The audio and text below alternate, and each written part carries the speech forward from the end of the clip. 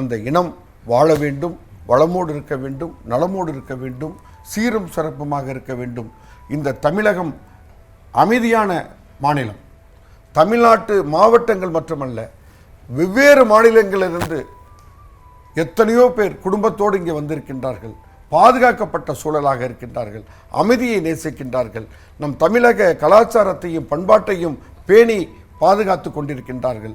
நம்முடைய மூதாதையர்கள் எப்படி இருந்தார்களோ அதுபோல் வேற்று மாநிலத்திலிருந்து வந்திருக்கக்கூடிய இல்ல துணைவியார்களும் நம்முடைய தமிழ் கலாச்சாரத்திற்கு மாறி தமிழருடைய பெருமையையும் புகழையும் நிலைநிறுத்தக்கூடிய இந்த நாள் வெற்றியான நாள் என்றால் அது ஒரு பெண்மையால் மட்டுமே முடியும்.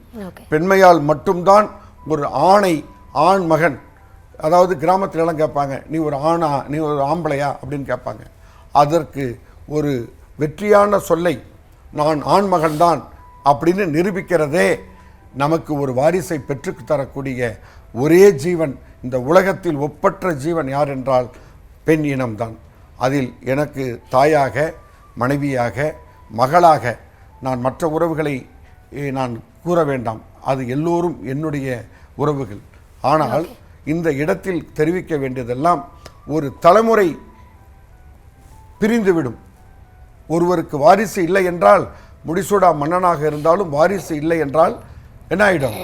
தலைமுறையே விடுபட்டு விடும். ஆனால் இந்த பெண்ணினம் என்ற ஒரு ஜீவன்தான் நம் கரத்தை பிடித்து இல்ல துணைவியாக வந்தார்கள். இல்ல துணைவி என்பது சாதாரண விஷயமல்ல. நம் இதயத்தில் வைத்து பாதுகாக்க வேண்டும். மனைவியை நேசுங்கள், இருக்கும் பொழுதே பார்த்து கொள்ளுங்கள், இருக்கும் பொழுதே அவர்களை நேசித்து கொள்ளுங்கள். இல்லாத இடத்தில் நீங்கள் மனதளவில் ஒரு ஆண்மகன் இருக்கும் பொழுது மனைவியை நேசிப்பதை விட இல்லாத பொழுது அவன் நடைபெணமான ஒரு உருவமாக மாறிவிடுவான். எனவே இந்த நாளை மட்டும் கொண்டாடக்கூடாது.